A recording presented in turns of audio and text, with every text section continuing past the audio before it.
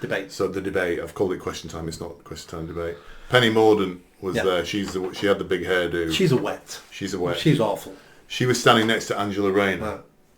Right.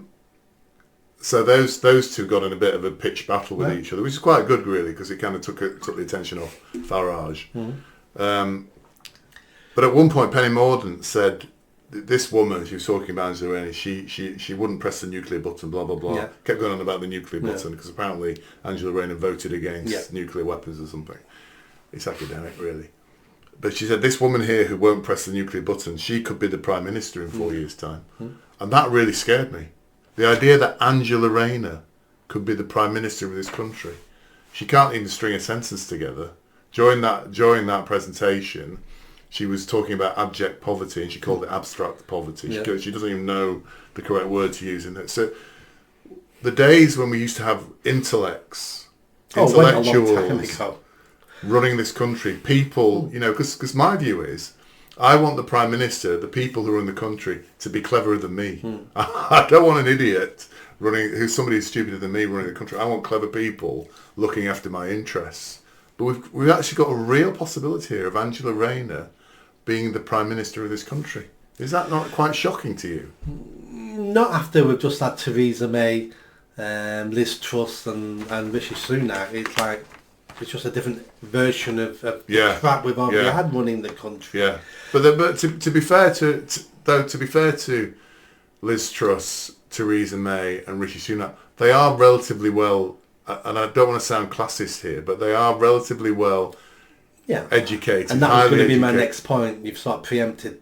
So Angela Rayner is a victim of a certain amount of classism.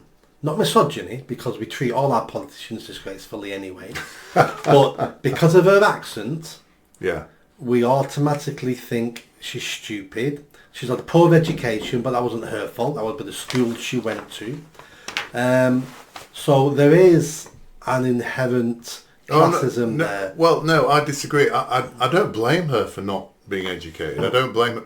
What the question I'm saying is, should somebody without a good education, an intellectual, be running that's the question I'm asking. Yeah, but again, I would throw that back to you as in all our Prime Ministers have all had a good education. It doesn't mean they're any good. Correct. Yeah. So now Angela Rayner is a bit more complicated because she's easy not to like. Her accent doesn't help.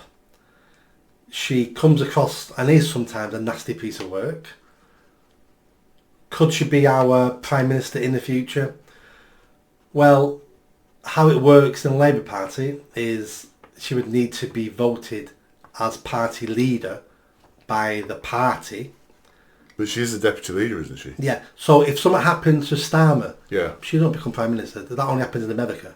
Oh, really? Yeah. Right, okay. So what would happen? So she's not like a vice president? No. So if this will happen with any of our parties. So if the Prime Minister dies, she would take over for a month as a caretaker while they hold an election within the party about who's going to be party leader. And they then would be party leader and by de facto Prime Minister.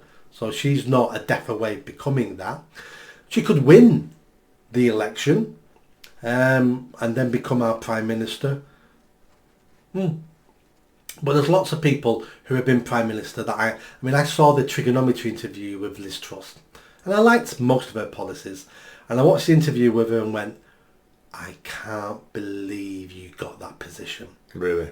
You are shocking. Shocking that you did not know how hard the job was going to be, and she admits it.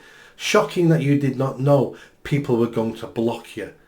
Shocking that how did she get in that position? How did you become Prime Minister of this great country? Yeah. And So I think there's two things here. Firstly, I think we've proved that I'm a bit of a snob.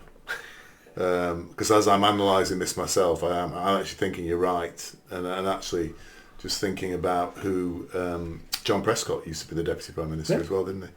And he was probably of a similar background education to Angela. So I'm probably a bit of a snob and a bit of a misogynist. That's my first point. I think my second observation is politics does not attract these giants anymore, does it? No. I think a lot of people now who've got skills, ability, whatever, just go and have a career in the private sector and make themselves a lot of money. Yeah. And do that. And this is our fault. Yes. I've talked about this before. So people say, oh, people go into politics for money. No, they don't. Some people may go because, you're still on £92,000 a year. Income, yeah. And if you're, a trade unionist or you're working in Tesco's and you're a councillor and you go, well, yeah, be an MP, you're on £92,000 a year. Fantastic. But people who are planning their career, who have got options, don't pick politics because you'll earn more money being a doctor, being a barrister, working for a hedge fund, all those things. You'll earn a lot more money. Yeah. Now, and have an easier life. Well, that was the next point. So the next point then is, it's not even an attractive career anymore now, because politicians have always been hated. We can look back 200 years, look back at Roman times. We've got the writings. No one's ever trusted politicians. They always think they're in it for themselves, and they're always hated. That just goes without saying. But the amount of abuse, and some of it's down to technology now as well, the amount of abuse politicians get in this country now is horrendous.